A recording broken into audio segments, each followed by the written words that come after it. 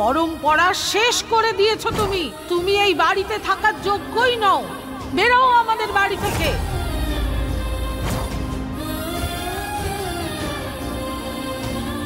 ছেড়ে দাও ঠাকুমা, কাল ওকে ওর বাড়িতে আমি দিয়ে আসবো।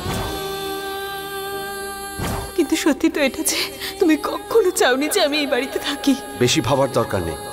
আর এটা আমার বাড়ি, এটা আমার বাড়ির কিচেন। আমি কি করব কি করব না তার ব্যাপারে আমি তোমাকে বলার কোনো প্রয়োজনই মনে করি না।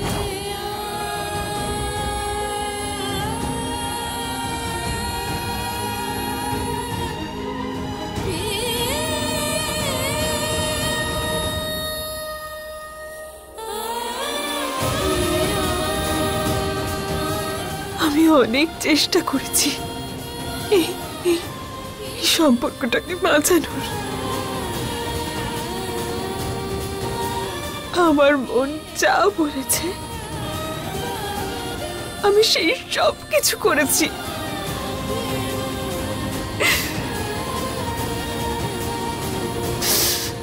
কিন্তু আমার মন বলছে যে জিতের সঙ্গে আমার সফর এতটুকুই ছিল।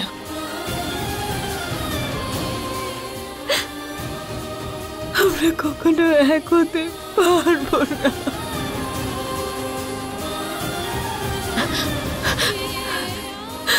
যদি কাল জিত আমায় ছাড়তে যায়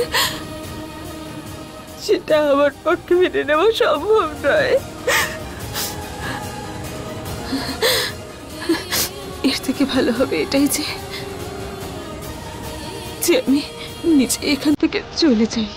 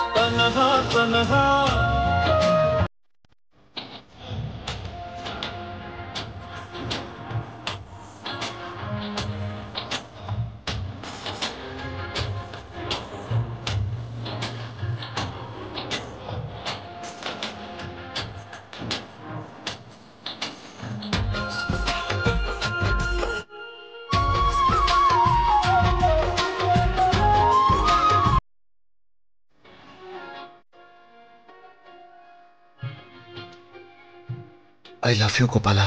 জিৎ!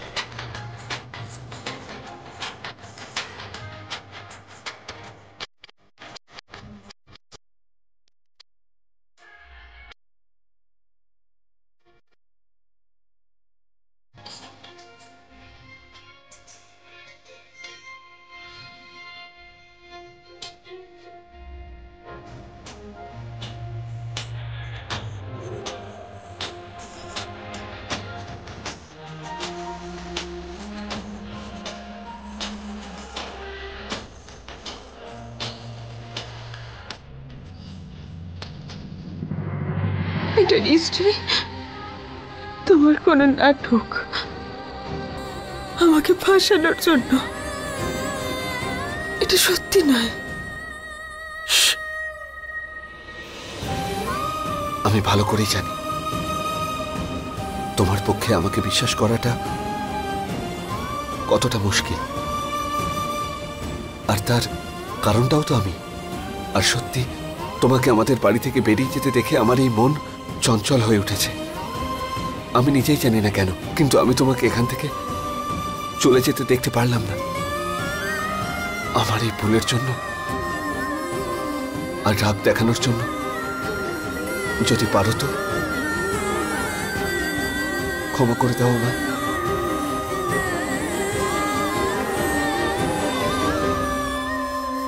কেন জিৎ, তুমি এরকম কেন করছো? কারণ এই মুহূর্তে কৃষ্ণা আমার স্বপ্নের মধ্যে এসে আমাকে বলল যে আমার মতো রাগী, জেদি, একগুঁয়ে, লম্বা দাড়ি, পাগলের মতো চুলের ছেলেকে শুধু গোপালার মতো মেয়েরাই সামলাতে পারে। তুমি জানো আমাকে কি বলেছে? যে আমি যেন যে মেয়েটির মধ্যে ওর হৃদয় রয়েছে তার যেন ভালো করে খেয়াল রাখি। আর ঠিকই তো বলেছে ও, তোমার মধ্যে ওর হৃদয় রয়েছে।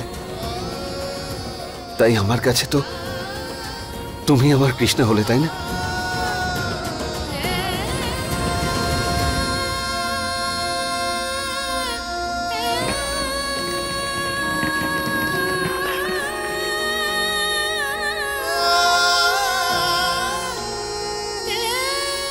আমি তোমার ফিলিংসকে মন থেকে সম্মান করি জিৎ, কিন্তু আমি এটা চাই না যে তুমি আমাকে এই কারণে ভালোবাসো কারণ আমার মধ্যে কৃষ্ণার হার্ট আছে। যদি তুমি আমায় ভালোবেসে থাকো তাহলে সেটা আমি গোপালা সেই কারণেই হওয়া উচিত। সেটা তো সম্ভব নয়, তাই না? সেই জন্য আমার এখান থেকে চলে যাওয়াই ভালো জিৎ।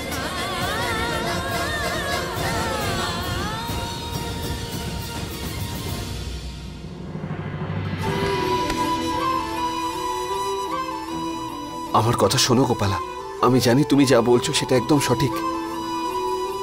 আমি তোমার চোখে আমার প্রতি ভালোবাসা দেখেছি, আর আমার মনের মধ্যে যে দোলাচল চলছে আমি কিছুই বুঝতে পারছি না। আর সেই জন্য আমি চাইছি যে তুমি এখানে থেকে যাও, যাতে আমি বুঝতে পারি যে আসলে আমার মন কি চাইছে আমার থেকে। এই সম্পর্কটাকে আরেকটা সুযোগ দাও। আর তুমি তো বলো না যে স্বয়ং মহাদেব আমাদের মিলিয়েছেন। যদি তোমার মনে হয় যে আমাদের এই সম্পর্কটা আরেকটা সুযোগ পেতে পারে, তাহলে আমার কাছে থেকে যাও। আর না হলে তুমি এখান থেকে তোমার যেখানে ইচ্ছে চলে যেতে পারো।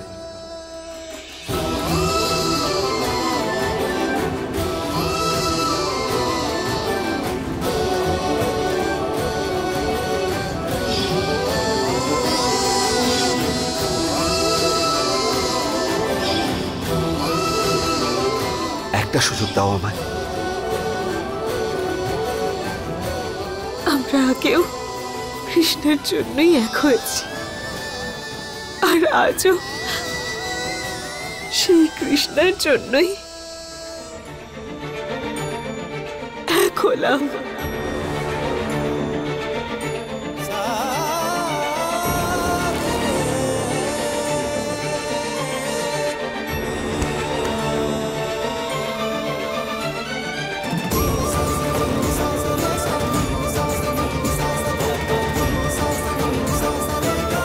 হে শিব ঠাকুর, আমার জিতকে রক্ষা করো তুমি।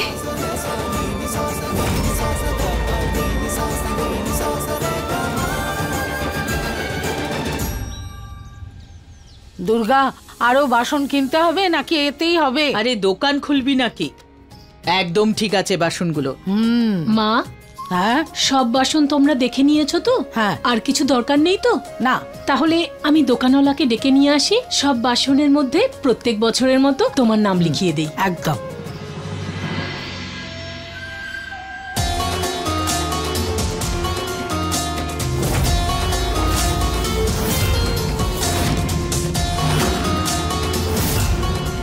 কার এত সাহস?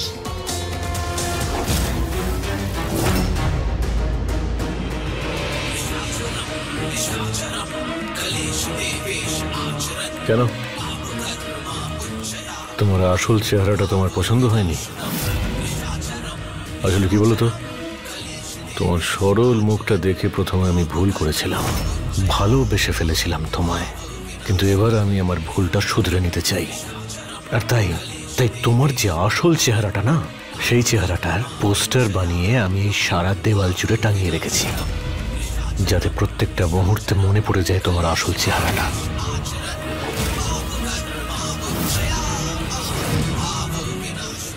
দেখো সুকান্ত, আমি আসলে আমার কথাটা শোনো সুকান্ত, আমার কথাটা শোনো একবার। জাহান্নামে যাক লোকটা, বুঝতে পারছি না কি করব এখন আমি। যদি ওই আমার মিথ্যে প্রেগন্যান্সির কথাটা এখনো ভুলতে না পারে, তাহলে বাড়ির লোক ভুলবে কি করে? আমাকে এই সমস্যা থেকে না সেই বের করতে পারবে যে আমাকে এই বিপদে ফেলেছে, গোপালা।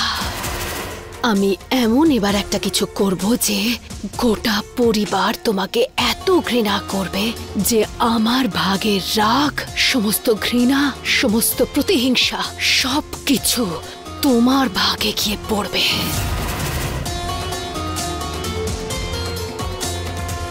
প্রত্যেক বছরের এটাই নিয়ম আমাদের বাড়িতে। প্রত্যেক ধনতেরাসে নতুন বাসন আসে, আর ছোট থেকে বড় প্রত্যেক বাসনেই আমার মায়ের নাম লেখা হয়। যেদিন থেকে আমি এই বাড়িতে এসেছি এই প্রথা চলে আসছে, আর এই বাড়ির বউদের নাম মরার পরেও জীবিত থাকে। এই বাসনগুলো ভবিষ্যৎ বৌমাদের রান্নাঘরের ঐতিহ্য বলে দেয়। খুব ভালো প্রথা। এটা করলে আমরা আমাদের সবার মধ্যে ভালোবাসা বজায় রাখতে পারি। এই নামটা প্রত্যেকটা বাসনে লিখে দিও। দেখো ভাই, আমি জানি তুমি পড়ালেখা জানো না, কিন্তু প্রত্যেকটা অক্ষর ভালো করে লিখো এই বাসনগুলোতে, না হলে একটা অক্ষরও যদি এদিক ওদিক হয় তোমার জীবনও এদিক ওদিক করে দেব। মা, তুমি চিন্তা করো না, এর লেখাপড়া জানে না, কিন্তু আমরা যা লিখে দেব সেটা অবশ্যই ও লিখবে। ঠিক আছে। অনেক পরম্পরা পালন করা হলো, এবার সময় এসেছে পরম্পরা ভাঙার। এবার দেখো গোপালা, আমি এমন খেলা খেলবো যে তোমাকে কেউ বাঁচাতে পারবে না।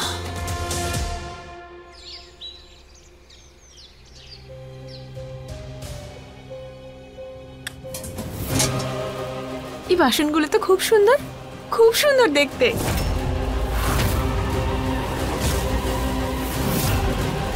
প্রত্যেকটা শুভ কাজে এই মেয়েটা মাঝখানে ঢুকবেই। এবার মেয়েটাই বাসনটা ছুঁয়েছে, এটা দিয়ে পুজো করা যাবে না। সরস্বতী, এক্ষুনি এই বাসনটা ফেলো আর নতুন বাসন আনাও। আরে দাঁড়িয়ে আছো কেন? কেড়ে নাও বাসনটা আর ফেলে দাও।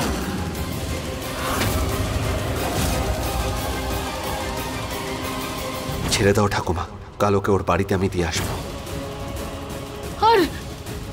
আর এই মেয়েটা এখনো এই বাড়িতে কি করছে? জিৎ তো বলেছিল যে ওকে ওর বাড়িতে রেখে দিয়ে আসবে। জিৎ, জিৎ,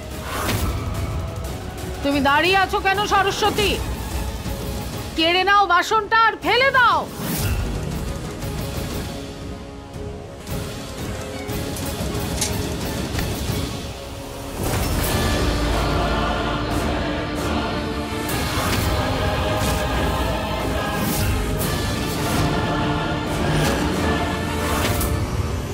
জিৎ,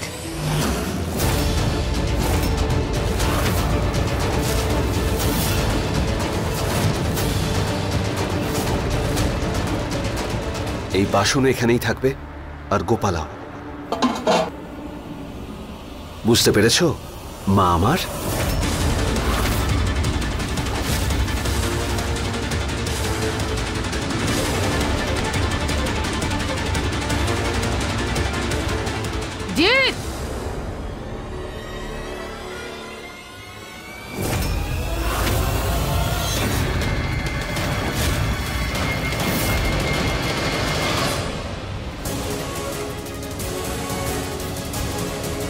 এসব কি অসভ্যতা জিৎ? বয়স বাড়ার সঙ্গে সঙ্গে তোমার মাথাটাও কাজ করা বন্ধ করে দিয়েছে নাকি ঠাকুমা? আরে বিয়ে করে বাড়িতে নিয়ে এসেছি, ও আমার স্ত্রী হয়, বাচ্চাদের কোনো খেলনা নয়। যখন ইচ্ছে হলো খেললাম, তারপর ছুঁড়ে বাইরে ফেলে দিলাম। ওর অধিকার আছে এই বাড়িতে থাকা, কোথাও যাবে না ও। জিৎ এসব কি করছে? জিৎ, এসব তুই কি বলছিস? ভুলে গেছিস ওর জন্যই কৃষ্ণার প্রাণটা গেছে? আরে পুরনো দিনের কথা ঠাকুমা, এটা কি কৃষ্ণা কৃষ্ণা করে চলেছ? আর কৃষ্ণার জন্যই তো আমরা একসাথে হয়েছি। আর যখন আমরা জীবন এগোতে চাইছি, তখন তোমাদের কিসের সমস্যা আর অন্যদেরই বা কিসের সমস্যা?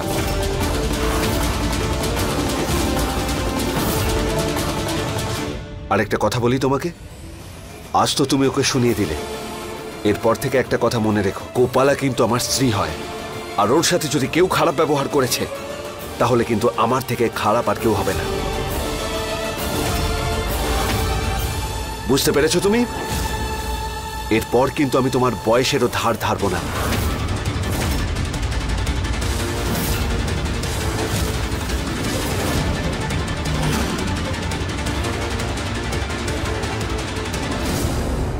জিৎ,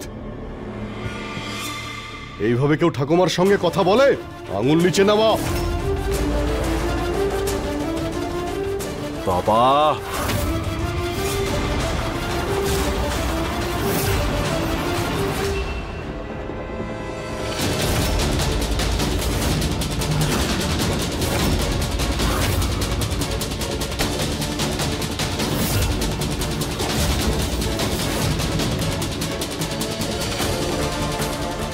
বাবা, তুমি এই আঙুলটাই দেখো না, যেটা আমি বলেছি সেটা মনে রেখো। একবারই বললাম আমি, আর দ্বিতীয়বার কিন্তু আমি এই কথাটা বলবো না। আজকের পরে যদি আমার স্ত্রীকে কেউ কোনো কিছু বলেছে, তাহলে আমি কাউকে ছেড়ে কথা বলবো না। জি, তুই তোর বাবার সঙ্গে এভাবে কেন কথা বলছিস? নিজের অধিকার ভুলে গেছিস নাকি? বাবার সাথে কথা বলছি আমি কাকা, তুমি এর মাঝখানে কথা বলো না। জিৎ, তোমার কি হয়েছে? এভাবে কেউ কথা বলে নিজের বাবার সঙ্গে?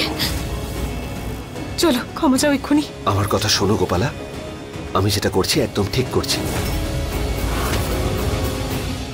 এই লোকগুলো যে ভাষায় কথা শোনা পছন্দ করে না, আমি এদের সেই ভাষাতেই বলছি।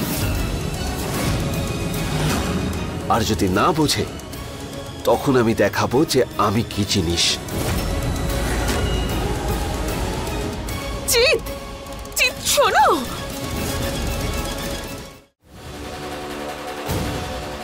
এই ছেলেটার আবার কি হলো? কি খারাপ ভাবে কথা বলে বেরিয়ে গেল এখান থেকে। তুমি তুমি চিন্তা করো না, আমি কথা বলবো ওর সঙ্গে। তুমি চলো এখান থেকে।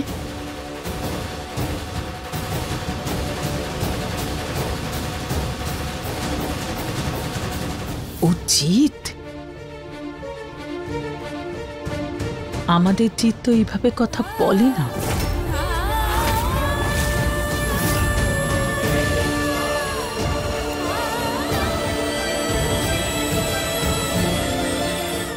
তোর মধ্যে না আমি আমার কৃষ্ণাকে দেখতে পেতাম, কিন্তু তুই ধীরে ধীরে ওই ছবিটাকে নষ্ট করে দিচ্ছিস।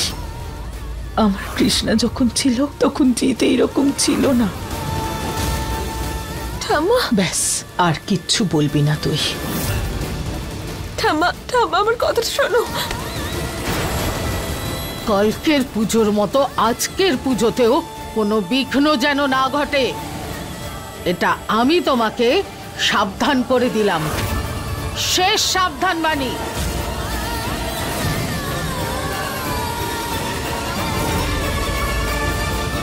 বুঝতে পারছি না যে এক রাতের মধ্যেই মেয়েটা এমন কি করে দিল যে জিৎ এত অসভ্যের মতো কথা বলছে, তাও আবার নিজের বাড়ির লোকের সাথে।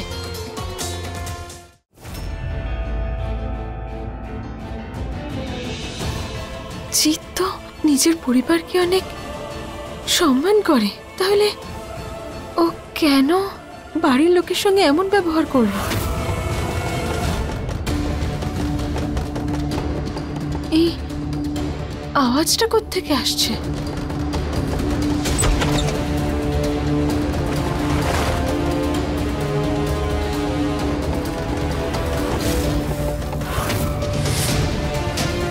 আওয়াজটা তাহলে